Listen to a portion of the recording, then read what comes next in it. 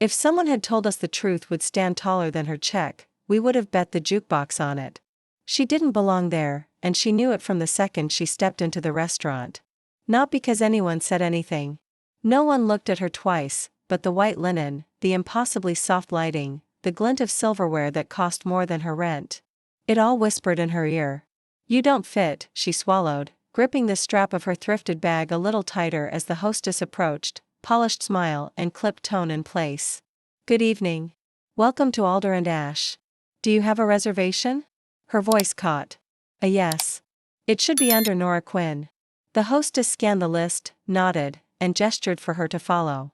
Nora's boots echoed on the marble floor, each step a reminder that this was a mistake. But it wasn't her mistake. Her best friend, Elise, had begged her to take her place on this blind dinner setup with one of Elise's clients. "Just go," Elise had said. "I can't make it. And she's expecting someone. Just be charming. It's a free meal. You'll never see her again." That was the plan. Dinner. Leave. Forget. But plans are delicate things, and fate doesn't care for delicacy. The hostess led her to a secluded corner booth, the kind reserved for regulars or VIPs, and gestured lightly. "Your guest is already here." Nora blinked, catching only a cut of dark hair, an angular jaw, the silhouette of someone reclining with bored elegance. Then the woman looked up, and the room gave a hard, disorienting tilt. She was stunning, not just cover shoot beautiful, but arrestingly composed, cool in that effortless, almost cold way the very rich often are. Their gazes caught, and something unreadable flickered in the woman's eyes. "You're not Elise," she said, voice low and smooth, velvet over steel. Nora went still. This wasn't Elise's date. Something was off. But instead of retreating, her mouth betrayed her. "No. I'm not." Silence stretched. The faintest smirk touched the woman's mouth. "Well, sit down anyway. You've come this far." Nora's legs obeyed before she decided. She slid into the opposite seat, heartbeat thudding in her ears. Without looking away, the woman lifted a hand to signal a server. "Wine." "Sure," Nora managed, wondering what in the world she was doing. The wine arrived, red, silken, obviously expensive. The woman drank with the unstudied ease of someone for whom this was water. "So," she said, tapping a fingertip against the base of her glass, "if you're not Elise, who are you?" "Nora," she answered. "Elise's friend." She couldn't make it. One brow rose. "And she sent you in her place?" "Not exactly. She said her date was expecting someone and it was last minute. I thought no one would notice." No cruelty colored the woman's tone, only amusement, a touch of challenge. Nora's pride prickled. "I didn't think it mattered." The woman regarded her for a long, taut beat. "You're right," she said at last. "It doesn't." The server reappeared with menus, but the woman waved them away. "Bring the usual." Then she turned to Nora. "I'm guessing you've never been here. How could you tell?" "The boots and the fact that you looked like you were ready to bolt the second you walked in." Nora flushed. "I didn't mean to intrude. If you want me to leave, I don't." It was firm, final, the kind of tone people didn't argue with. Nora stared. "Why not?" "Because I was bored. And now I'm not." She smiled and it changed her whole face. Softer, still sharp, but less lethal. Nora sat back, caught between fascination and confusion. "You don't even know me." "True." The woman extended a hand across the table. "Sloane." Of course, her name was Sloane. It was the kind of name that suited women who wore tailored suits and didn't flinch at 1,000 tabs. Nora shook it, feeling the faintest tremor of electricity at the contact. "Nora," she repeated, quieter this time. Sloane's gaze didn't waver. "So, Nora, tell me something true." "What?" "Something real, not polite. Not rehearsed." "Just one thing," Nora blinked. "I am not supposed to be here." Sloane's lips curved. "Neither am I." And somehow that made it worse or better. Nora couldn't tell. The food came. Elegant dishes she couldn't name, and Sloane slid one across to her without asking. The conversation moved slow at first, then faster. Easy, addictive. Sloane listened like no one ever had. Asked questions that mattered. And Nora found herself saying things she didn't mean to. Secrets, pieces, moments. Time slipped. Hours vanished. She laughed once loud and unfiltered. And Sloane looked at her like she was sunlight. By the time the check came, not that Nora saw it. Sloane was watching her with something unreadable in her eyes again. "Come with me," she said. Nora blinked. "What?" "I don't want the night to end." Nora hesitated. Her world didn't mix with women like this. Millionaire or not, Sloane belonged to a different galaxy. "I should go." Sloane's jaw shifted slightly. "Don't go. Stay with me." And for one breathless second, Nora almost said, "Yes." Nora's breath caught. The words echoed in her head like a song she wasn't supposed to hear. Too intimate, too tempting, too dangerous. "Don't go. Stay with me." She should have said no. Should have stood up. Offered a polite smile. Thanked Sloane for the wine and the food and the surreal detour from her ordinary life. But her legs didn't move. Her lips didn't form the words. Something in Sloane's voice, quiet, confident, laced with something aching, made it impossible to walk away. Nora stared at her, at the sharp lines of her face softened now by candlelight and something almost vulnerable in her expression, and said the one thing she shouldn't have. "Okay." Sloane didn't smile. Not exactly. But something flickered in her eyes, a spark of satisfaction or relief. She stood, extended a hand, and Nora took it before she could think. Her fingers were warm, steady. They left the restaurant through a private side entrance led by a discreet nod from the maitre. The car waiting outside wasn't just expensive. It was silent, sleek, and utterly unlike anything Nora had ever stepped into. The door closed behind them with a soft click. Nora sat frozen, her heart pounding in her chest, her eyes flicking to Sloane as she gave the driver an address without needing to check her phone. Like she did this every day, like she knew exactly what she wanted and how to get it. The car pulled away from the curb and silence settled around them. Not uncomfortable. Not yet, but charged. Nora looked down at her hands. "This is crazy." "Yes," Sloane said calmly. "And yet here you are." Nora laughed, nervous. "Are you always this persuasive?" "Only when it matters." That made Nora glance at her. Sloane was already looking, her gaze unreadable. "Why me?" Nora asked. "You could have had anyone. You knew I wasn't your date. I don't even belong in a place like that." Sloane tilted her head slightly. "I didn't want anyone else. And maybe I was curious why someone would be brave or foolish enough to sit down with a stranger like it meant nothing." "It wasn't bravery," Nora muttered. "It was hunger and a free meal." "Liari," Sloane said softly, and there was something almost fond in her voice. Nora turned to the window, the city blurring past in golden smears. She didn't ask where they were going. She didn't have to.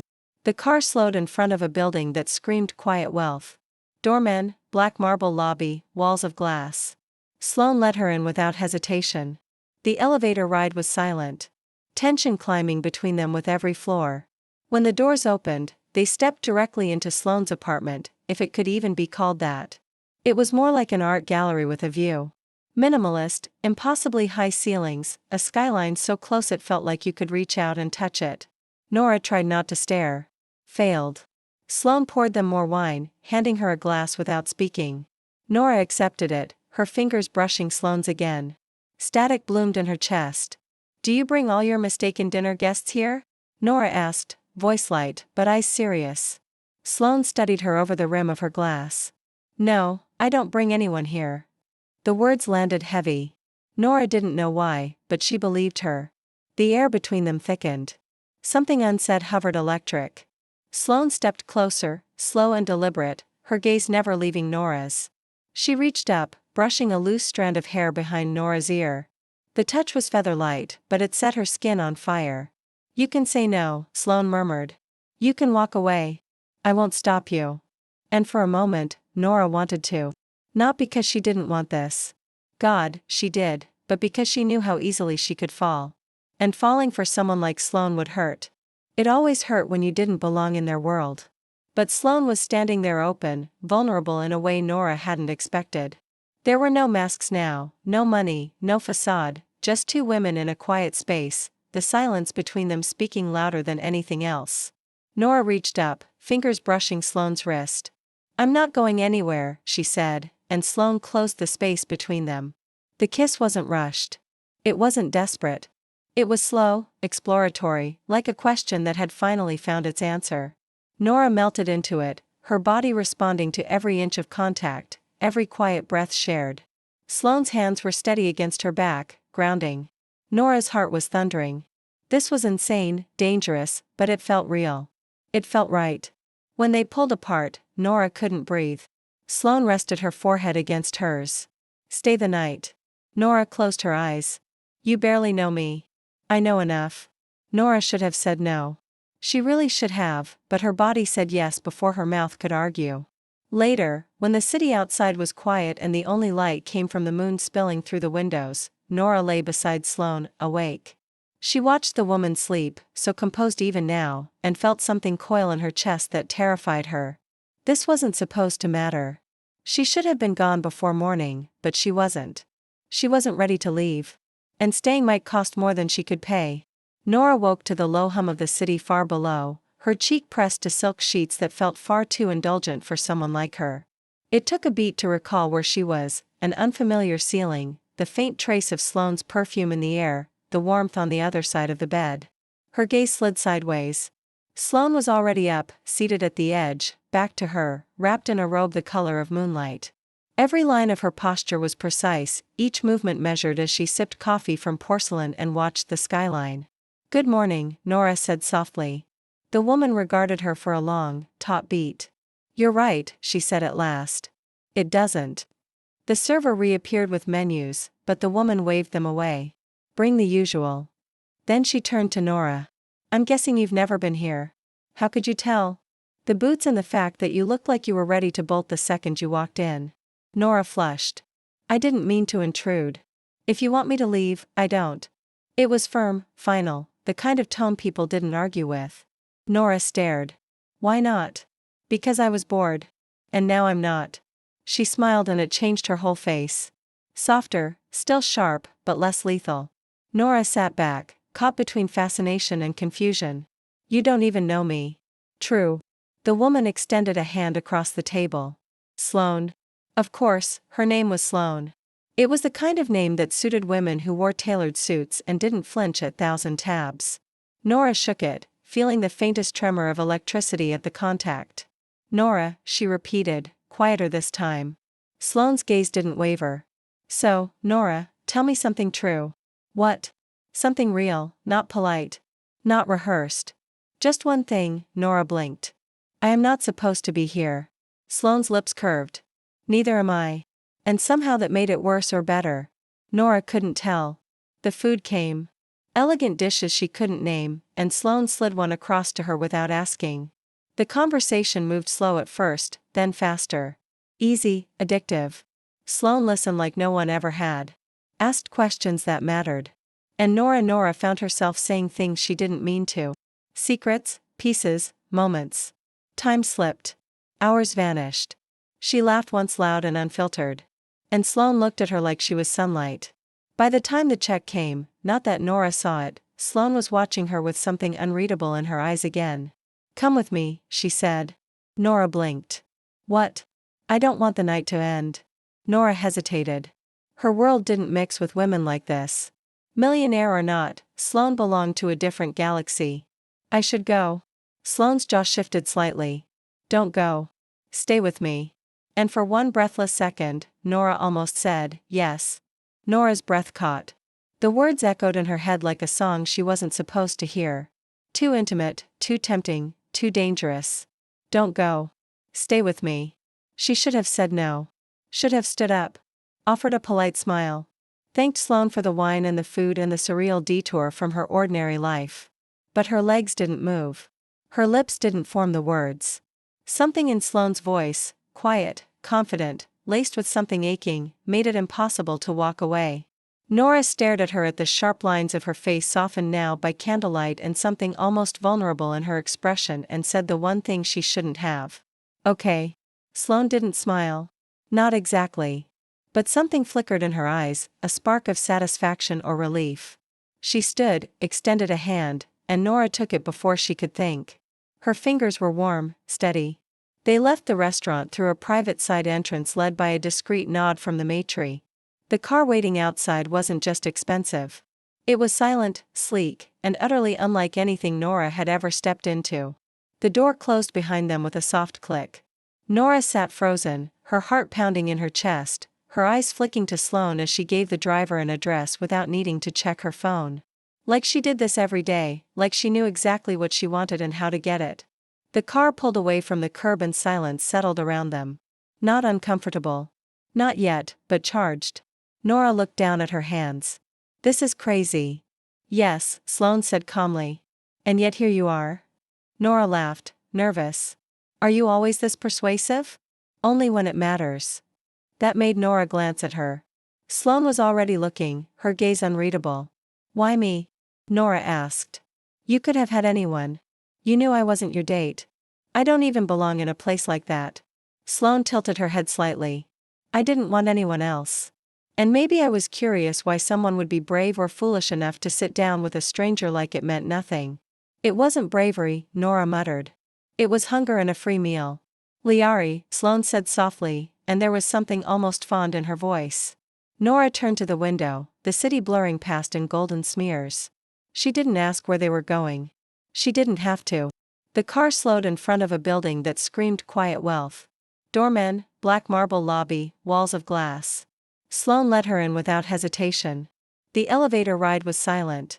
Tension climbing between them with every floor. When the doors opened, they stepped directly into Sloane's apartment, if it could even be called that. It was more like an art gallery with a view. Minimalist, impossibly high ceilings, a skyline so close it felt like you could reach out and touch it. Nora tried not to stare. Failed. Sloane poured them more wine, handing her a glass without speaking. Nora accepted it, her fingers brushing Sloane's again. Static bloomed in her chest. Do you bring all your mistaken dinner guests here? Nora asked, voice light but eyes serious. Sloane studied her over the rim of her glass. No, I don't bring anyone here. The words landed heavy. Nora didn't know why, but she believed her. The air between them thickened. Something unsaid hovered electric. Sloane stepped closer, slow and deliberate, her gaze never leaving Nora's. She reached up, brushing a loose strand of hair behind Nora's ear. The touch was feather-light, but it set her skin on fire. You can say no, Sloane murmured. You can walk away. I won't stop you. And for a moment, Nora wanted to. Not because she didn't want this. God, she did, but because she knew how easily she could fall. And falling for someone like Sloane would hurt. It always hurt when you didn't belong in their world. But Sloane was standing there open, vulnerable in a way Nora hadn't expected. There were no masks now, no money, no facade, just two women in a quiet space, the silence between them speaking louder than anything else. Nora reached up, fingers brushing Sloane's wrist. I'm not going anywhere, she said, and Sloane closed the space between them. The kiss wasn't rushed. It wasn't desperate. It was slow, exploratory, like a question that had finally found its answer. Nora melted into it, her body responding to every inch of contact, every quiet breath shared. Sloane's hands were steady against her back, grounding. Nora's heart was thundering. This was insane, dangerous, but it felt real. It felt right. When they pulled apart, Nora couldn't breathe. Sloane rested her forehead against hers. Stay the night. Nora closed her eyes. You barely know me. I know enough. Nora should have said no. She really should have, but her body said yes before her mouth could argue. Later, when the city outside was quiet and the only light came from the moon spilling through the windows, Nora lay beside Sloane, awake. She watched the woman sleep, so composed even now, and felt something coil in her chest that terrified her. This wasn't supposed to matter. She should have been gone before morning, but she wasn't. She wasn't ready to leave. And staying might cost more than she could pay. Nora woke to the low hum of the city far below, her cheek pressed to silk sheets that felt far too indulgent for someone like her. It took a beat to recall where she was, an unfamiliar ceiling, the faint trace of Sloane's perfume in the air, the warmth on the other side of the bed. Her gaze slid sideways. Sloane was already up, seated at the edge, back to her, wrapped in a robe the color of moonlight. Every line of her posture was precise, each movement measured as she sipped coffee from porcelain and watched the skyline. Good morning, Nora said softly. Maybe she regretted letting someone like Nora into her life. Maybe that one night had only ever meant something to Nora. On the fourth day, Elise stormed into the store. Okay, what the hell happened? Nora looked up from the register, exhausted. What are you talking about? I just got off a call with one of my biggest clients, and she asked me why I stood her up. I told her I sent my friend in my place. She asked for your last name. Nora froze. She called you yes because apparently after you left her apartment like some kind of romantic martyr, she's been trying to find you and failing. Nora's heart stuttered. She was looking for me. Yes, you idiot. Elise folded her arms. Want to tell me why you didn't say anything? Nora slumped back against the counter. Because I panicked. Because it felt too good to be real. Because she's her and I'm just me. Elise rolled her eyes. God, that's dramatic even for you. Do you like her? Nora didn't answer. She didn't have to. Then fix it, Elise said. Go to her. I don't even know how. She's literally a billionaire. Google her. And so she did. That night, alone in her room, Nora opened her laptop and typed Sloane's full name. Articles, interviews, awards, photos of her in sharp suits, speaking at panels, posing at galas. Powerful, untouchable, until she found one article from 3 years ago, brief, almost forgotten, mentioning a charity gala she hosted in partnership with a local youth foundation. A gala that was being held again this weekend. Tomorrow night, Nora's fingers hovered. It was a long shot, but maybe she could see her again, even if it was just to say what she couldn't say before. She didn't sleep much that night either. The next evening, she stood across the street from the event venue, stomach in knots. The building was glass and gold and impossible. A palace dropped in the middle of the city. She almost turned back 3 times, but something deeper kept her rooted. She walked in. No invitation, no gown, just her favorite black dress and all the nerves she could gather. Security eyed her, but didn't stop her. She slipped through the crowd unnoticed until she wasn't. Sloane stood across the room speaking to someone in a navy suit. And when her eyes landed on Nora, the words died on her lips. The world narrowed. People moved. Lights shifted. But all Nora could see was Sloane. Her expression unreadable. Her glass paused midair. Nora's feet moved before her brain caught up. She crossed the floor, heart threatening to explode, every doubt screaming at her. But she stopped in front of Sloane anyway. Hi, she said breathless. Sloane set her glass down. You came? You looked for me? Nora said I had to for a long moment. Neither of them moved. Then Sloane said, you left. I was scared. So was I. Nora blinked. You don't look like someone who gets scared. I'm scared right now. Nora stepped closer. Then let's be scared together. Sloane reached out slowly, fingers brushing Nora's. Stay this time. I'm not going anywhere, Nora whispered. And the way Sloane looked at her then, like the chaos of the world had finally stilled, made her feel like maybe, just maybe, they were both exactly where they were supposed to be.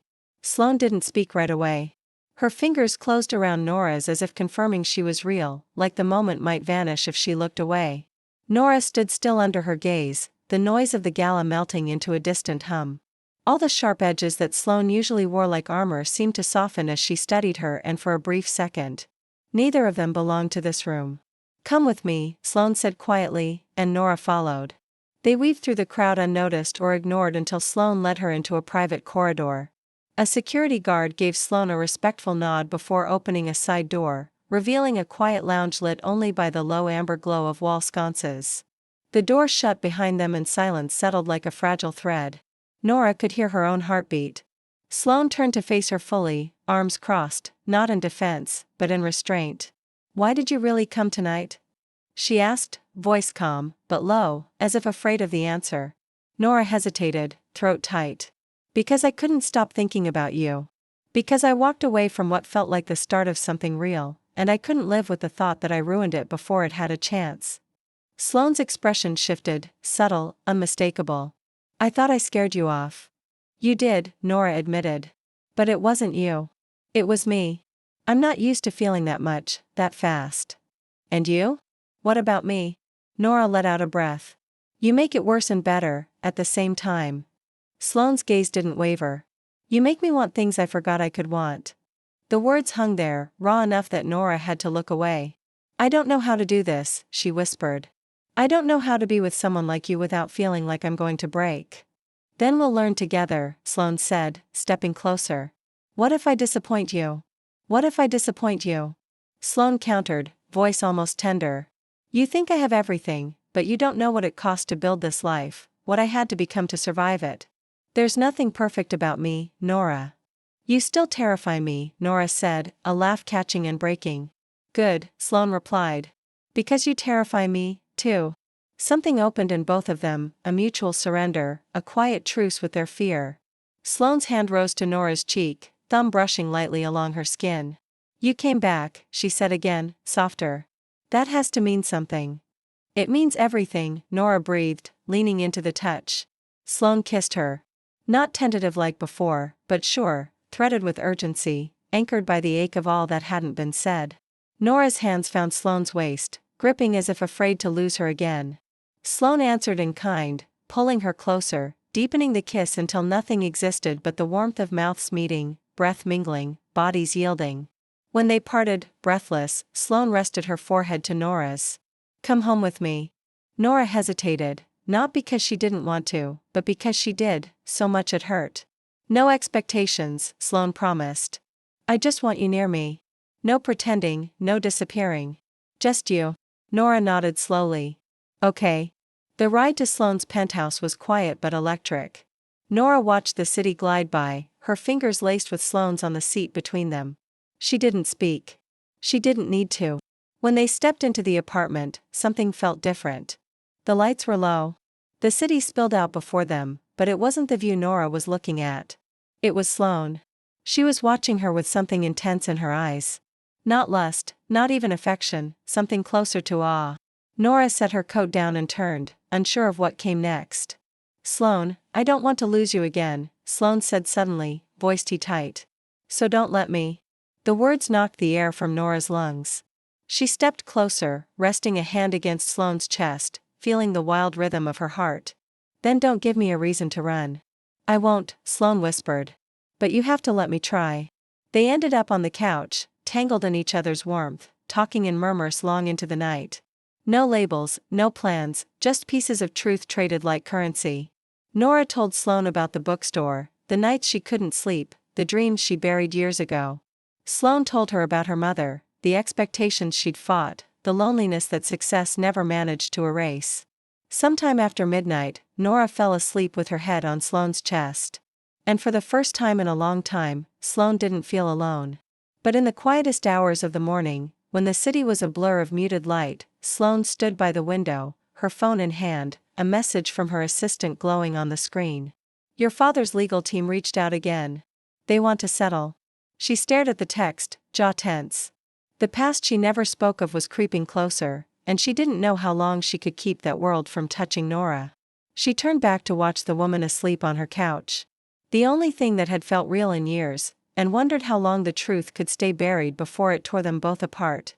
Nora woke before the sun rose, the soft light barely creeping through the penthouse windows, casting a silver glow across the polished floor. For a moment, she didn't know where she was. The unfamiliar smell of linen and cedarwood, the warmth pressed against her back, the steady rhythm of another breath so close to her, it all pulled her gently back to reality. Sloane's arm was draped over her waist, their legs tangled beneath the blanket, and for the first time in what felt like forever, Nora didn't feel like she was in the wrong place. She didn't feel like she was taking up space she hadn't earned. She felt wanted. No, she felt chosen. Carefully, she turned in Sloane's arms, eyes scanning the woman's face, peaceful in sleep, but still somehow composed. Her features were softened now, stripped of the public polish she wore like armor. This was a version of Sloane no one else saw. Nora knew it without question. And it terrified her. Because if she let herself fall deeper into this and God, she already was. What would happen when it all collapsed? What would happen when the reality of who Sloane was collided with the reality of who Nora wasn't? But then Sloane stirred, eyelids fluttering open, gaze settling immediately on her. Good morning, she said, voice husky with sleep. Nora's breath caught. Hi. They stayed like that for a while, wrapped in the quiet intimacy of a space too fragile to name until Sloane reached up, brushed her knuckles softly along Nora's jaw. What are you thinking? Nora hesitated. That I'm waiting for the moment this stops feeling real. Sloane's smile was slow, but it didn't reach her eyes. It feels real to me, too. But even as she said it, something in her shifted, subtle, a flicker of distance where closeness had just been. Nora noticed. She didn't push, but she felt it. The change, the crack in the foundation they hadn't even finished building. Later, as they moved around the kitchen together, Sloane making coffee, Nora stealing slices of fruit from the counter. Nora tried to ignore the silence that had crept in. It wasn't tension. Not yet. But it was weight, and she didn't know where it came from. "Do you have meetings today?" she asked, trying to sound casual. "A few," Sloane replied, pouring the coffee with practiced ease. "But nothing urgent. I should probably stop by the bookstore later. I've already missed a few shifts." Sloane looked at her, and for a second there was something almost regretful in her expression. "You don't have to explain yourself to me." "I know," Nora said. "But I want to soften something." Sloane reached out, brushing Nora's hair behind her ear. "I like that you're here." Nora smiled, but part of her was still watching, still listening for the undercurrent. She couldn't quite name. They spent the morning together, bumping shoulders in the kitchen, laughter slipping into quick, stolen looks, the kind of closeness that felt like a secret writing itself in real time. But Sloane's phone wouldn't stop buzzing. Emails, alerts, one, Nora noticed, from a contact labeled simply Law Office.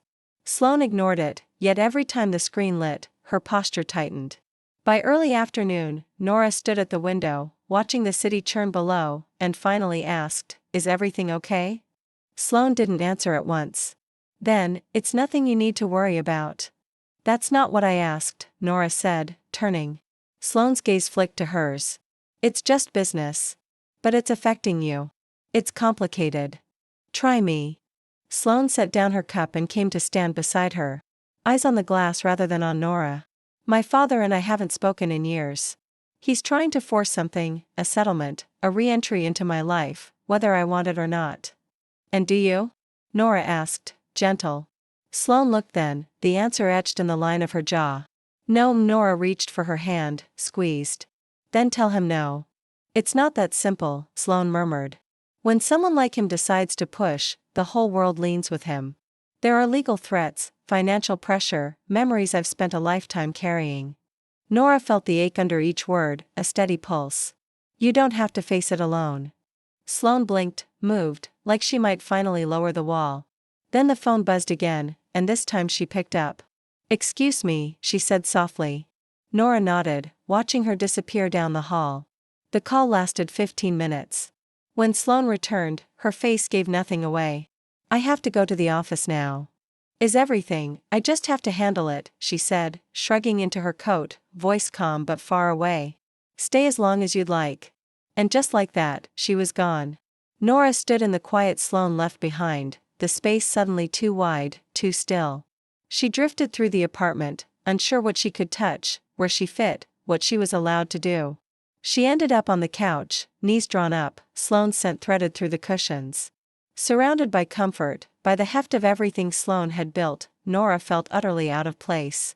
By nightfall, there was still nothing from Sloane, no text, no call, no word. Nora left a note on the kitchen counter, didn't want to overstay. "Call me if you want me to come back." Then she walked out alone. She didn't cry on the subway. Not because she didn't want to. Her throat was tight, ice hot, but she wouldn't unravel in a car full of strangers. She watched the city smear past the window, hands balled into fists in her coat pockets. She told herself it didn't mean anything, that Sloane was busy, that billionaires didn't operate on normal timelines. But none of those lies helped ease the feeling that she'd been shut out of something she never really had access to in the first place. At home, everything felt smaller. Her apartment was cold, the radiator clicking like it had a grudge, and the silence was unbearable. She curled up in bed, still wearing Sloane's sweatshirt, trying not to overthink the silence. But as the hours passed, her phone stayed dark. The next day, she went to work and said nothing. Elise noticed anyway. "Did something happen?" she asked, stacking a pile of returns. Nora forced a smile. "It's fine. You're wearing that." "I ran into my ex and they looked perfect expression." "Did she ghost you?" "No," Nora said quickly. "She didn't ghost me." Elise raised an eyebrow, but she disappeared.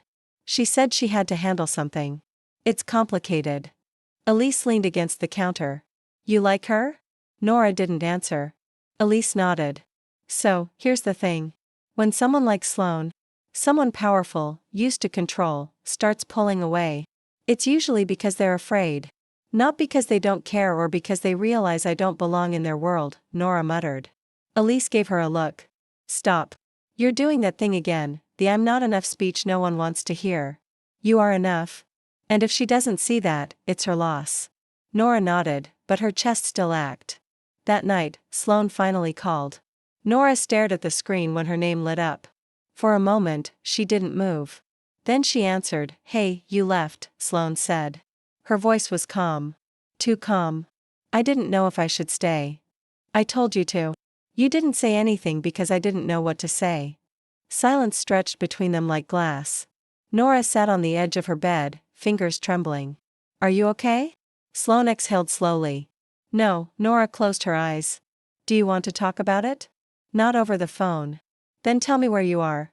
Sloane hesitated. I'm at my place. Do you want me to come? Another pause. Then yes. Nora didn't think. She threw on her coat and left, heart racing. When she arrived, Sloane was waiting at the door. She looked tired. Not physically. Sloane never looked anything less than elegant, but emotionally worn. Fragile in a way Nora had never seen before. Hi, Nora said, suddenly uncertain. Hi, Sloane replied. She stepped aside. Come in.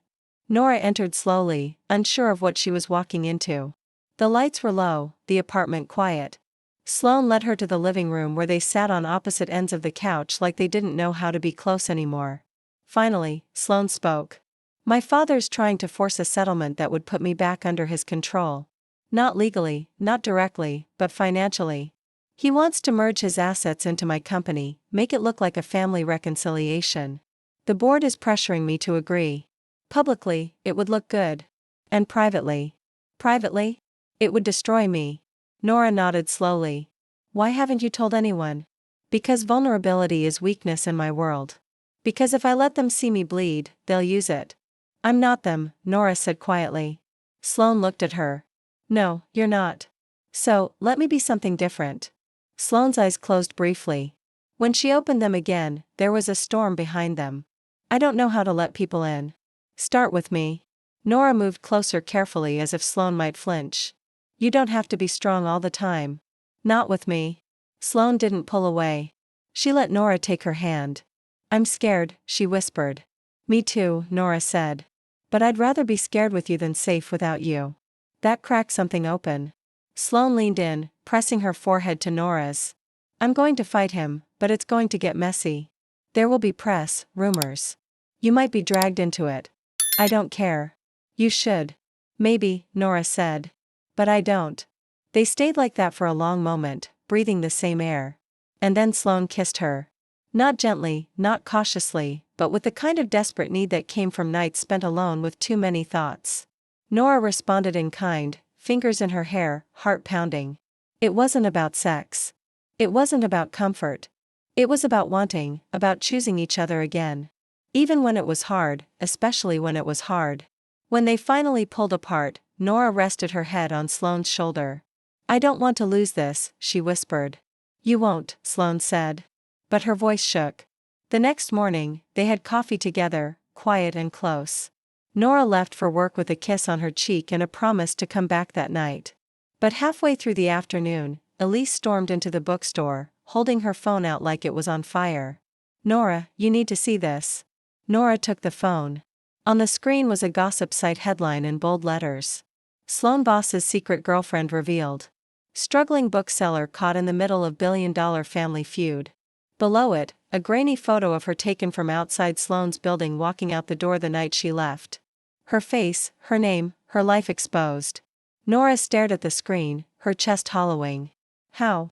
They must have followed her. Or you. Nora's phone buzzed in her pocket.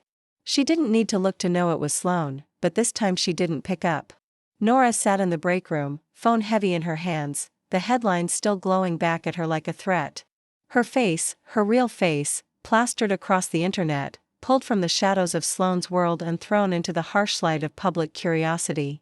There were already hundreds of comments, most of them brutal, full. Some speculated that she was a gold digger. Some called her a nobody clinging to power. A few were worse. You didn't say my name. Sloane went silent. The statement. You didn't even acknowledge me. I didn't write that statement. Sloane said, my PR team issued it before I even had the chance to respond. But you let it go out. Nora, do you know what they're saying about me? Do you know what it feels like to be reduced to a headline? To have my entire existence turned into a talking point because I made the mistake of trusting you. Sloane's voice cracked. I know I do, and I'm trying to fix it. How? Nora snapped. By pretending I don't exist. By keeping you safe. I don't want safe. Nora hissed. I want truth. I want to know I mattered enough for you to say my name. A beat of silence. You do matter, Sloane whispered. You matter so much. I didn't know how to protect you without hurting you more. Nora closed her eyes. Tears hopped behind them. Then maybe we both should have stopped before it ever got this far. Don't say that. Why not? Because I can take everything else. My father, the press, the lawsuits. But I can't take losing you. The silence between them was raw. Ragged. Nora wiped at her face, hating how much she still wanted her. I need time. I'll give you time, Sloane said, voice barely audible. But I'm not giving up. The call ended. Nora stood there, phone at her side, the city pulsing around her like nothing had changed, except everything had. By the time she made it home, there were 2 reporters outside her building. One called her name as she passed. She didn't stop. She didn't look. Inside, her phone buzzed again. This time it was a message from her landlord. I've been getting calls. I don't want this kind of attention around the building. We'll talk at the end of the month. Her hands went cold. She tossed her phone onto the couch and stared at the wall. Her life was unraveling at the seams, and all because she let herself fall for someone who lived in a world that could destroy people like her without blinking. She didn't sleep that night. She didn't eat. The next morning, she called in sick and turned off her phone. But silence wasn't safety, and by the 3rd day, someone posted a video, Nora leaving Sloane's building. It had nearly 1 million views by the end of the afternoon. The comments this time were worse. They picked her apart like vultures. Her clothes, her posture, the way she held herself. Strangers drawing conclusions about her character from 3 seconds of shaky footage. And still she didn't hear from Sloane. Not until that night. A knock on her door. Quiet. Careful. Nora froze. She stared at it for a long time before moving. When she opened it, Sloane stood there, dressed in black, no makeup, hair down. She looked nothing like the version of herself the world saw. She looked like the woman who'd whispered, "Don't go." That first night, "You shouldn't be here," Nora said. Voice hoarse. Sloane didn't speak. She held out her phone, showing Nora a photo. A new headline. Sloane boss declares relationship. Her name is Nora. She's not a mistake. Nora stared at it. Then at Sloane. You did that. Yes. Your board is going to hate you. They already do, the press, Sloane said. They'll move on eventually. And your father? Her voice stayed flat. He can burn. Nora didn't answer. She didn't cry. She simply drew Sloane inside and into her arms, standing in the middle of her small apartment with her fingers fisted in the back of Sloane's coat, as if letting go might make her vanish. The silence wasn't empty. It was dense, packed with 3 days of unsaid words, with everything the world had tried to rip away. When Nora finally eased back, she searched Sloane's face for regret. She found none. Only exhaustion, defiance, and something else that looked perilously like devotion. You really did it, Nora whispered. Sloane gave a single nod. I had to. Nora turned to the photo Sloane had shown her. The headline was everywhere already. Her name, her real name, splashed across homepages, with a bold quote beneath, "She's not a mistake." Nora's throat tightened. Do you know what this means? Yes, Sloane said. It means no more hiding. It means you'll be dragged, your company, your reputation. Let them, Sloane replied simply. I'm done letting fear decide my life. You're going to lose things. Then they were never mine to keep. Nora looked at her as if seeing someone both new and familiar. Maybe she was. Sloane had always felt untouchable, invulnerable. But here she was, armor off, choosing Nora with the whole world watching, and she had never seemed more real. I don't know how to do this, Nora said softly. Be public. Be scrutinized. We'll learn together. The words echoed an old promise, heavier now, truer. Nora nodded and sank onto the couch. Sloane followed. They sat in a hush broken only by the city's hum. Nora rested her head on Sloane's shoulder, feeling tension still coiled beneath the fabric. There's something terrifying about being seen, she murmured. Not just by the world, by you. Sloane wrapped an arm around her. Isn't that what intimacy is? Letting someone see the parts you don't even face yourself. It's never been this hard, Nora admitted. Then maybe that's why it matters. That night, Sloane stayed, not in a penthouse. Not behind gates or tinted glass, but in Nora's cramped, cluttered place where the heater groaned and the walls were thin. They ate takeout on the floor and watched bad TV. Sloane sat cross-legged in a designer blouse, dipping spring rolls into sweet chili sauce, laughing at nonsense. Nora watched her like she still couldn't believe she was real. But as the hours slipped by, reality returned. Sloane's phone rang twice. She ignored both. The third time, she glanced at the screen and exhaled hard. I need to take this. She stepped into the hall. Nora tried not to listen, but the walls were thin and Sloane's voice wasn't. I already made the statement. I'm not walking it back. A pause. Then let them vote. If the board wants me out, they can say it to my face. Another pause, longer, colder. No. I won't break her heart to save my image. Nora went still, breath snagging. Sloane's voice dropped. Don't contact me again unless it's through legal. Then the line clicked off. When she came back, her expression was unreadable. That was your board, Nora said carefully. One of them. What happens now? Sloane sat down beside her. They'll try to push me out. Claim I'm unstable. That I'm distracted because you're in love with someone they can't control. Sloane didn't answer immediately then. Yes. Nora's heart flipped. They'll come after me next. Let them. Sloane said they'll lose. Nora searched her face. Are you scared? Terrified. Then why are you still here? Because being with you is the first thing that's ever made me feel like I'm not alone. The room spun for a moment. Everything felt too bright, too exposed. Sloane, I know it's fast. I know it's messy, but I'm not walking away. Not unless you ask me to.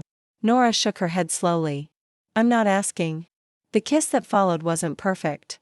It was raw, desperate, teeth and breath and the ache of everything crashing in at once. It felt like saying, I'm still here. I still want this. Even when it's hard, especially when it's hard. But the morning after, everything changed. Nora woke up to pounding on her door. She reached for her robe, heart racing. Sloane stirred beside her, groggy. The knocking didn't stop. Nora opened the door to find her landlord standing there with an envelope in hand and a face carved from stone. You got until the end of the month. This is a quiet building. I can't have this kind of circus out front every day. This isn't fair, Nora said, trying to stay calm. You're punishing me for being in the news. I'm not punishing you, he snapped. I'm protecting my tenants. He handed her the envelope and walked away. Nora stood there, stunned. Sloane appeared behind her. What is it? Nora handed her the eviction notice. Sloane read it in silence, her jaw tightening. We'll fight this. No, Nora said. I'm not going to spend the next month in a war with my landlord. I'll figure something out. You don't have to do it alone.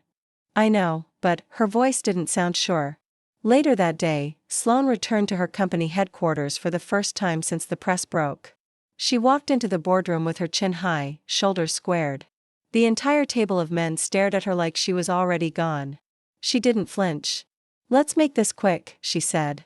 If you're going to stab me in the back, at least have the dignity to look me in the eye while you do it. The chairman cleared his throat. You've brought a distraction into the company. No, Sloane said. I've brought humanity. It's not personal. It never is until it is. She tossed a folder onto the table. That's my counteroffer.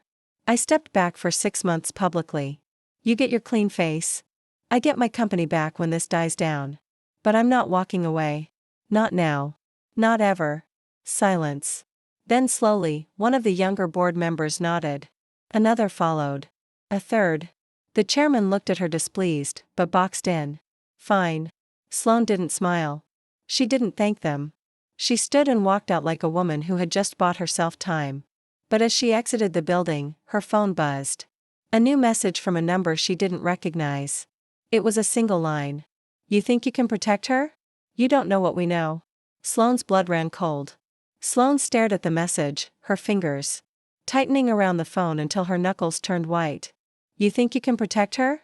You don't know what we know. It wasn't just a threat. It was personal, targeted, aimed like a dagger at the one place she couldn't afford to be vulnerable, Nora. Her first instinct was rage. Her second was fear. But she buried both and moved quickly, forwarding the message to her security team, demanding a trace. She didn't wait for their response. She was already calling Nora. No answer again. Voicemail. She left one anyway. Call me the second you get this. Don't go anywhere. Don't talk to anyone. Just call me. She was in the back of the car before she even realized she left the building, giving her driver Nora's address in a clipped tone that broke her no argument. Traffic felt eternal. Every red light a reminder that she wasn't in control. That no amount of money or power could bend time. When she arrived, Nora opened the door with wide, confused eyes. Sloan, we have to go. Sloan said, stepping inside without waiting now. Nora blinked. What's happening? Someone sent me a message about you. I don't know what they have, but I'm not taking chances. Wait, slow down. What kind of message? Sloan pulled out her phone, handed it to her, and watched Nora's face change as she read the words. What does this mean? Nora asked. Voice shaking. It means someone's digging into your past or mine or both. But I don't have anything. Everyone has something, Sloan said. Even if they don't know it. Sloan, please just pack a bag. We're not staying here. Nora hesitated, but the fear in Sloane's eyes was real. And that was enough. She moved. 15 minutes later, they were back in the car. Nora clutching a duffel bag and Sloan texting her head of security with new instructions. Where are we going? Nora asked. Somewhere they can't follow. They didn't go to Sloane's penthouse. That was the first place anyone would look. Instead, they drove 3 hours out of the city, down winding roads, and through dense forest until they reached a lake house Sloan owned but never used. It was beautiful, quiet, secluded, but it didn't feel like peace. It felt like exile. As soon as they arrived, Sloan locked down the security system and activated the remote surveillance feeds. Nora watched her move like a soldier. Precise, tense, dangerous. You've done this before, she said quietly. Sloan didn't answer. She didn't have to. Nora sat on the edge of the bed in the master suite while Sloan paced the room, phone pressed to her ear. I want a full report by morning. Whoever sent that message, find them. Use everything. A pause. And bring me the files from the Voss archives. All of them. Another pause. Yes, including my father's. She hung up and turned to Nora, her expression unreadable. There's something I haven't told you. Nora stood slowly. Okay. Sloan looked down. My father doesn't just want control of my company. He wants control of the narrative. When I was 21, I signed an NDA tied to a settlement, Sloan said quietly. It wasn't mine, it was his. They used me as a shield. Nora's stomach dropped. What kind of settlement? He had an employee accuse him of coercion and manipulation. It never reached court because they paid her off. I was pushed to go public, to say she lied. Sloane's jaw tightened. I didn't know the truth then. I learned it later. And you didn't say anything? I was a scared kid trying to survive my family, Sloan replied. I've carried the guilt ever since. Now he sees me happy, visible, and he's trying to scorch the ground before I can expose him. Nora sank into a chair. Do you think he sent the message? I think he's capable of worse. Silence settled, heavier than before. Why didn't you tell me sooner? Nora asked. Because I didn't want you to see me differently. I don't, Nora said. I just wish you'd trusted me sooner. I'm trusting you now. Nora nodded, though her hands were trembling. What do? We wait. We breathe. And when the moment's right, I fight back. They barely slept. They lay tangled but restless, every creak in the hall making Nora flinch. In the dark, Sloan found her hand. If I lose everything, the company, the board, the name, do you stay? Yes, Nora answered without pause. Even if you're no one, because to me, you already are someone. Sloan drew her closer, burying her face in Nora's hair. For a few hours, they held on like they could keep the world at bay. But the world has a way of getting. By morning, a black SUV rolled up. Sloan's security team filed in, faces set. The chief handed her a tablet. We traced the message. Encrypted server in Europe, he said. Full trace ongoing, but there's more. He tapped. A folder bloomed open, dozens of photos, Nora and Sloan at the restaurant, in the bookstore, on the sidewalk. They've been tailing you for weeks, he said. And one more thing. He passed her a printed email. Sloan scanned it, color draining. Nora stepped in. What is it? They're planning to leak your employment file, Sloane said, eyes flaring. Everything. Including your mother. Nora went still. My mother? They know she was institutionalized, that she battled addiction. They'll twist it, paint you as unstable, unfit. Claim I'm being manipulated by someone from a broken home. The floor seemed to tilt under Nora. That's not fair. It isn't, Sloane said. But it's how they play. Nora dropped into a seat. I thought I was strong enough for this. I didn't think they'd go after her. She's been clean for years. I kept that part of my life quiet to protect her. We'll stop it, Sloane said. I'll get the lawyers on, threaten litigation, but Nora was already shaking her head. No. If we fight this, they'll dig deeper. They'll twist everything. So, what do you want to do? Nora looked up, her eyes glassy. Maybe we don't give them anything to destroy. What does that mean? A long pause. Then, maybe we end this. Sloane stepped back like she'd been struck. You want to end us? I want to protect my mother. And if the only way to do that is to disappear from your life. No, Sloane. No. Don't you dare say goodbye to me like this. Then tell me how we win. Sloane was silent because she didn't have an answer. And for the first time, they both realized that love alone might not be enough to survive what was coming. Sloane didn't answer right away. She just stared at Nora like the ground had split open between them, and she didn't know whether to leap or let her fall. The silence stretched, thick with panic and disbelief, and when Sloane finally spoke, her voice was barely a whisper. You're serious? Nora didn't want to be. Every fiber in her body screamed against it, but she nodded. If I stay, they'll destroy her. They'll turn my life into their weapon. They'll rewrite everything until the people I love are just ammunition in a war I didn't start. Sloane moved closer, eyes wild. Then let me protect you. You can't protect me from the cost of being with you. Don't do this, Sloane said, voice cracking. Don't say goodbye to me to save me. That's not how this works. Nora turned away, blinking hard. It's the only way I know how to fight back. Walk away before they take everything. They won't. They already are. Nora's hands trembled. They're peeling away my life, Sloane. My name, my family, my past. It's all being fed to people who don't care if it's true. They just want a story. And they'll keep going until there's nothing left. Sloane's jaw tightened, grief flashing like lightning across her face. Then I'll go public with the truth. I'll expose my father and him. And he'll make sure to take me down with you. Nora stepped forward, placing her hands on either side of Sloane's face. This isn't about not loving you. God, I love you so much it terrifies me. But I can't be the reason your life burns down. And I can't let you be the reason mine does. Nora, Sloane breathed like her name alone could keep her from slipping away. This doesn't have to be the end. Maybe it does. The words were shards in Nora's throat. Maybe we survived this by letting each other go. Sloane's arms dropped to her sides and something broke in her eyes. Say it, she whispered. Nora hesitated. Then goodbye. It was the hardest word she'd ever spoken. She turned before she could see the wreckage in Sloane's face, grabbed her bag, and walked out of the lake house with the sound of her own heartbeat breaking in her ears. Sloane didn't follow. The car ride back to the city was silent. No music, no tears, just numbness. Nora returned to an apartment that no longer felt like home. The eviction was still in place. Her name still flooded the internet. But none of it compared to the weight in her chest, the hollow, aching space where Sloane had lived. She turned off her phone, quit her job at the bookstore, packed her things. 2 days later, she was gone. She moved in with Elise, who didn't ask questions, who just handed her tea and gave her space to fall apart. Nora didn't speak Sloane's name. She didn't check the news. She didn't look at social media.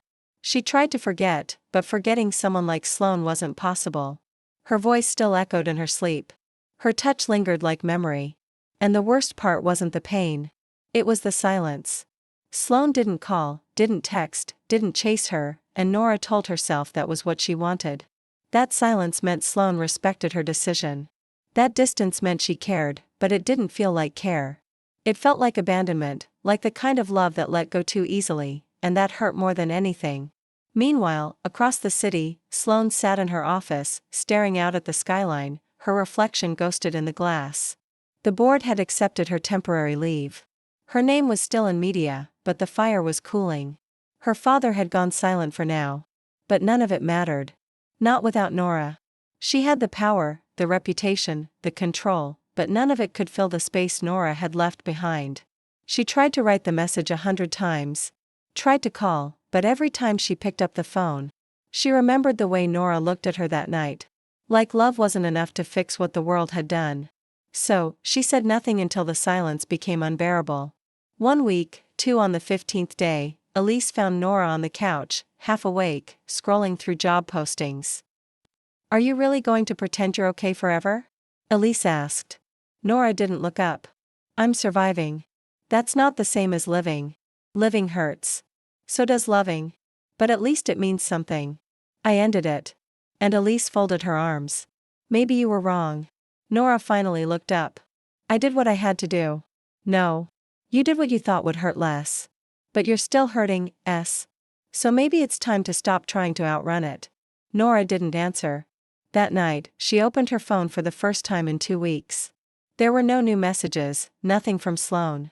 Her chest tightened, but buried under the silence, there was one missed call. Dated 5 days ago. She stared at it for a long time, then called back. No answer. She didn't leave a voicemail. She just sat there staring at the wall until sleep took her. The next morning, a letter arrived. Hand-delivered. No return address, just her name written in familiar handwriting. Nora tore it open with trembling hands. The note inside was short. Bare raw. "I let you go because I thought it's what you needed. But not a day has passed where I haven't wanted you back. Tell me it's not too late. Tell me you haven't erased me. Please." Nora stared at the page, her throat closing around the words. She didn't know how long she stood there. All she knew was that her heart wasn't done. And maybe, just maybe, neither was Sloane's. Nora read the letter again and again. Her hands trembled as she held it, the paper soft but heavy like it had weight far beyond its few words. Her heart ached with every line. "Tell me it's not too late. Tell me you haven't erased me." She hadn't. God, she hadn't. Sloane lived inside her still in the quiet of her mornings, in the way she glanced at the space beside her in bed. In the pull of her chest every time her phone buzzed and it wasn't her. Nora had tried to forget, had tried to bury the ache beneath practicality, beneath survival. But love doesn't die in silence. It grows louder. She grabbed a pen before she could change her mind. She didn't plan the words. She just let them come. "It's not too late. But if we do this again, we don't run. Not from each other, not from the world. I don't want a love that only survives in secret. I want one that survives everything." She folded the note, placed it in an envelope, and didn't wait. She took a cab to Sloane's building, heart hammering the whole way. The doorman recognized her immediately. "Miss Quinn, Miss Voss isn't in. Can you make sure she gets this?" Nora asked, holding out the letter. "Of course." She nodded, whispered a thank you, and walked away. The moment the cab pulled from the curb, regret tried to claw its way into her throat. Had she done the right thing? Was it too late already? But it was done. The words were out there now. All she could do was wait. 2 hours later, her phone rang. She didn't recognize the number, but she answered anyway. "Nora." Sloane's voice was rough, breathless, like she'd run just to say it. "I got your letter." Nora's breath caught. "Yeah. Come to me." Nora closed her eyes. "Where are you?" "At the place we started." Nora didn't need to ask. She already knew. The restaurant. The one where she'd sat at the wrong table. Where none of this was supposed to happen, where everything had. She arrived 20 minutes later, stepping into the same warm light, the same hush elegance. And there she was, Sloane, sitting in that same booth, her hair loose around her shoulders, no armor, no mask, just eyes that had waited too long. They sat facing each other, letting a sacred quiet settle between them. "I almost didn't come," Nora said at last. Sloane nodded. "I almost didn't ask." "Why did you?" "Because every version of my life without you felt like a lie." Nora's throat tightened. "This can't be like before. We can't keep half hiding, half bleeding. If we do this, it has to be real. Loud. Unapologetic." Sloane leaned in. "Then let's be loud. Even if it means losing people? If someone can't accept who I love, they were never mine to lose." She reached across the table. Nora let their hands meet. Fingers wove together as if they'd never been apart. "I've missed you," Sloane whispered. "Every breath." "Can we start again?" "No," Nora said gently. But we can keep going. The food arrived and went untouched. They spoke instead, about the silence, the fear, the words they should have said. Sloane apologized, truly, for not fighting sooner, for not choosing her in the ways that mattered. Nora admitted how afraid she'd been, not of Sloane, but of becoming someone she wouldn't recognize in a world that punishes softness. And then, for the first time since everything cracked, they laughed, small, fragile, real. When they stepped outside, rain was falling. Nora tipped her face up, eyes closed. Do you remember what you said that first night? Which part? You told me to stay. Sloane looked at her. Are you staying now? Yeah, Nora said, taking her hand. I think I finally am. They walked without umbrellas, drenched and glowing, as if reborn, as if they might just outlast the storm. Then Sloane's phone rang, and the thin shell of peace split. She hesitated, answered. Hello. Her features shifted. Nora couldn't hear the other side, but she felt the air change when Sloane asked, Where is she now? A pause. I'm on my way. She hung up. Nora stepped closer. What happened? Sloane's color had drained. Your mother. What? She collapsed. They think it was a relapse. That's not possible, Nora said, stunned. She's been clean. She's at St. Bridget's Medical Center, the downtown hospital. Nora didn't wait for more.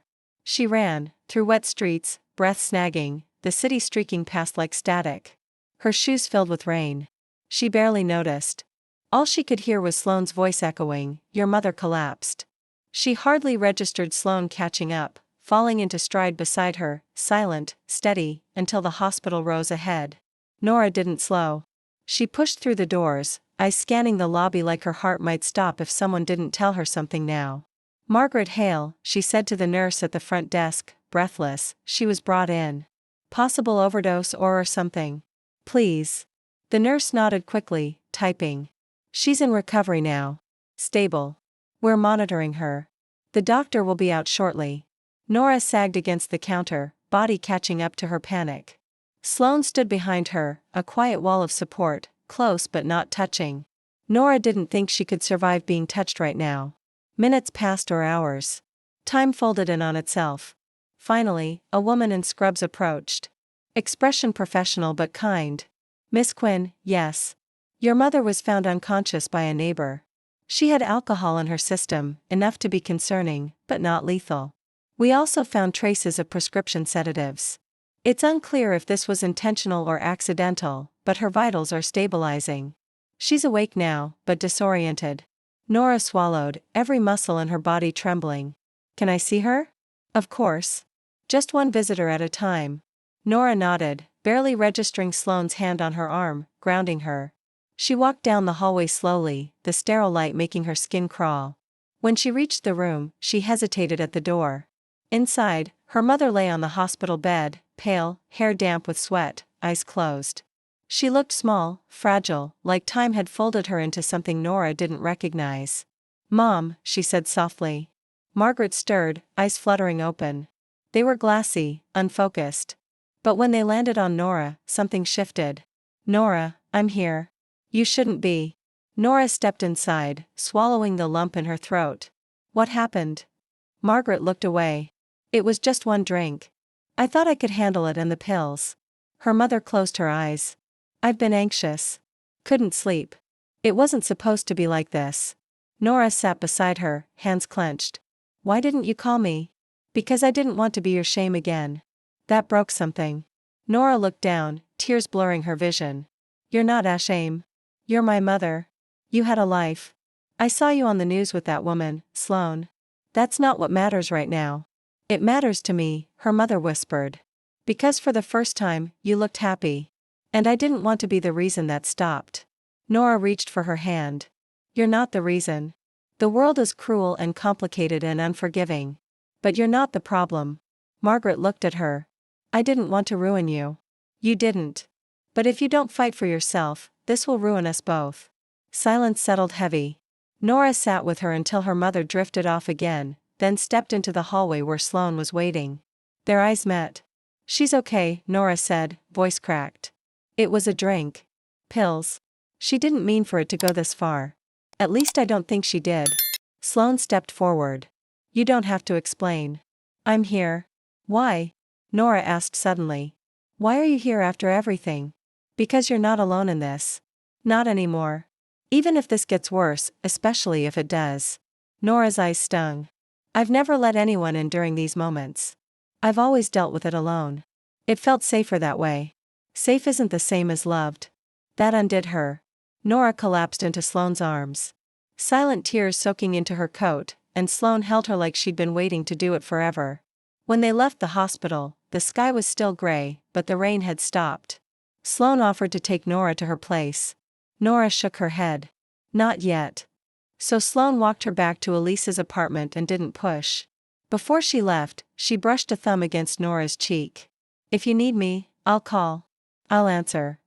But Nora didn't call that night. She sat with Elise on the couch, silent, watching reruns of shows she wasn't following. Her phone buzzed once. A message from Sloane. She's strong like you. Nora stared at it for a long time, then typed back. I'm scared. Sloane replied immediately, then be scared. But let me stand with you. Nora didn't answer. She couldn't. Not yet. The next morning, the press had a new angle. Her mother's hospital admission had leaked. The headline, Girlfriend of Billionaire found at rehab center with addicted mother. Public image crisis for Voss continues. Nora stared at the screen while rising. I can't do this, she whispered. Elise grabbed the phone from her hand. You're not alone. You don't have to carry this. But Nora was already shaking. They're never going to stop. Then we give them a reason to. What does that even mean? You stop hiding. You own the truth. You say, yes, this is who I am. This is where I come from. And it doesn't make me weak. It makes me whole. Nora's mouth opened, then closed. And for the first time, she wondered if she could, if she should. If maybe the only way to stop them was to step into the fire herself. But would Sloane still stand beside her when the flames came? Or would the price be too high? Nora stared at the headline until the words blurred into nothing. Her mother's life reduced to gossip. Her pain turned into clickbait. And Sloane's name always there, always wrapped around her own like a curse and a promise. She felt hollowed out. But beneath the nausea, beneath the fear, something new was rising. Rage. Not loud, not destructive, but clean, sharp, the kind of rage that doesn't burn. It clarifies. She stood up slowly, her voice calm when she spoke. I'm done letting them control the narrative. Elise watched her from the kitchen doorway, cautious. What are you thinking? I'm thinking I've been running my whole life from shame. From my past, from being seen, but if they want to see me now, fine. Elise crossed her arms. What does that mean? It means I'm going to speak to who? To everyone. And that was how 48 hours later, Nora Quinn sat on the set of one of the largest talk shows in the country. Sloane's PR team tried to stop it. The producers called it risky. Even Elise had her doubts, but Nora knew what she was doing.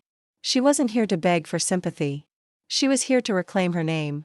She wore a simple black blouse, no designer label, no borrowed elegance, just herself, raw, honest. And when the lights came on and the host introduced her, the audience held its collective breath. Nora, the host began gently, you've been the focus of intense media attention in the last few weeks.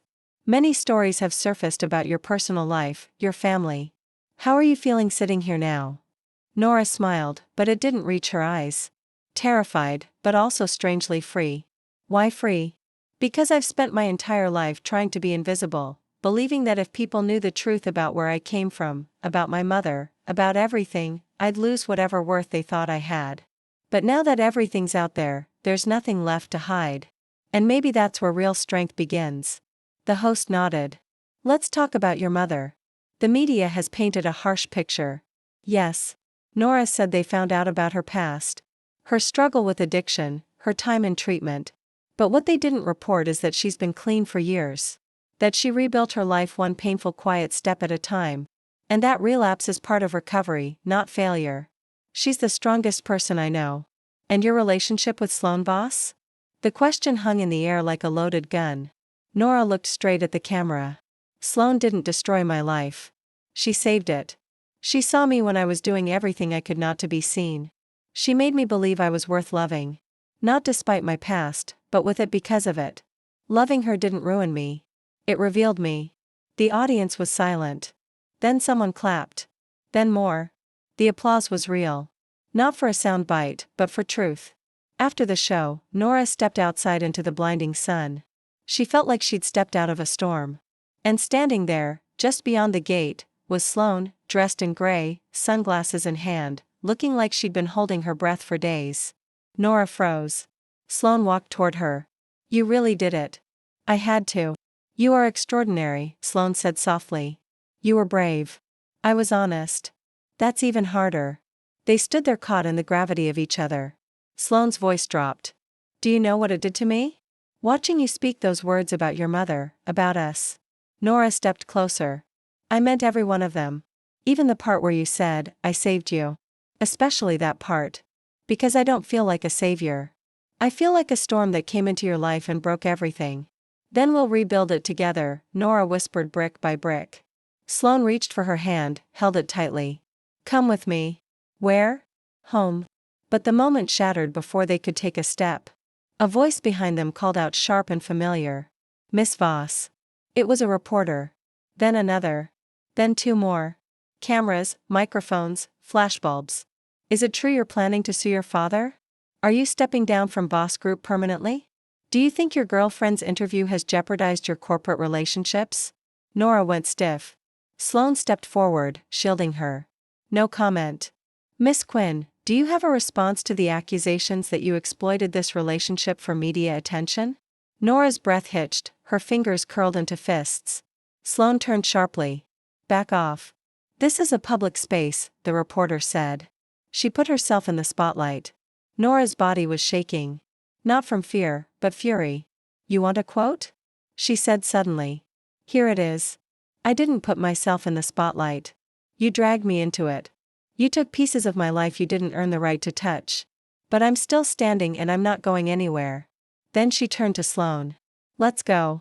They got into the car and for a moment neither spoke. The windows rolled up. The world faded out. "You didn't have to do that," Sloane said quietly. "I did because I'm not hiding anymore." Sloane reached over and laced their fingers together. "Neither am I." But as the car turned onto the highway, Sloane's phone buzzed. A single notification, one email. Her expression changed. Nora noticed immediately. "What is it?" Sloane's voice was calm. Too calm. "The board just met without me. They're filing a motion to remove me permanently." Nora's stomach dropped because of the interview. "Because I chose you." The car drove on and for the first time since the beginning, it wasn't Nora's world on fire. It was Sloane's. The next morning, the boardroom was silent as Sloane Voss stepped inside, her heels clicking softly across the polished floor. The long mahogany table stretched before her like a battlefield. 12 men and women sat on either side, folders open, eyes unreadable. At the head, the chairman waited, hands folded, posture stiff. Sloane didn't flinch. She wore a black suit, clean-cut, sharp, and her hair was pulled back, composed, controlled, but her eyes, they burned. "Before you proceed with your motion," she said, placing her bag on the table, "I'd like to say something." The chairman gestured, lips pursed. "You have 5 minutes." Sloane looked at them all, her voice steady. "I built this company. I took the wreckage of what my father left behind and turned it into something real. Profitable, ethical, respected, and I've done it while you watched. While you questioned my every decision, every expansion, every philanthropic venture. And still I delivered." Murmurs shifted around the table. "Now," Sloane continued, "I fall in love. And you try to strip me of everything." "This isn't personal," the chairman interjected. "It's optics." "No," she said calm but firm. "It's fear. You're afraid that vulnerability makes me weak. That love makes me reckless. That being human makes me unfit to lead. Public backlash is a risk. So is cowardice." Sloane cutting. "And I won't apologize for being in love with someone who makes me better. Someone who grounds me, challenges me, believes in me when you don't." She took out a folder and slid it across the table. "These are the Q3 projections under my leadership. Double-digit growth, increased shareholder confidence. The numbers don't lie. You want to replace me, do it. But you'll lose more than a CEO. You'll lose the one person in this room who never stopped believing that we could be more than another empire fueled by silence and shame." She stood back, chin high. "Now vote." Silence, then whispers, shifting. One member raised their hand. "I vote against removal." Another followed, then two more. But the chairman's voice cut through the room. This company is built on perception. You've made your personal life public property. I didn't leak anything, Sloane said. But I refuse to be ashamed of who I love just to protect your comfort. He hesitated. Then slowly he sat back. You retain your seat, but you're on probation. Effective immediately. Noted, Sloane said. And when this probation ends, I expect a full reversal. That will depend on your behavior going forward. Then watch closely, she answered. I'm not going anywhere.